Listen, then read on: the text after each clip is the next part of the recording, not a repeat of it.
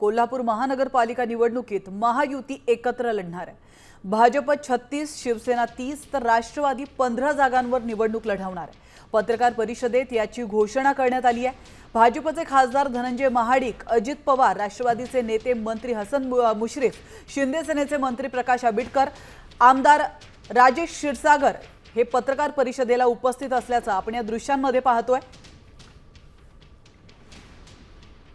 एक विकासाची ब्लूप्रिंट घेऊन एक विकासाचा रोडमॅप तयार करून आम्ही या निवडणुकीला सामोरं जाणार आहोत।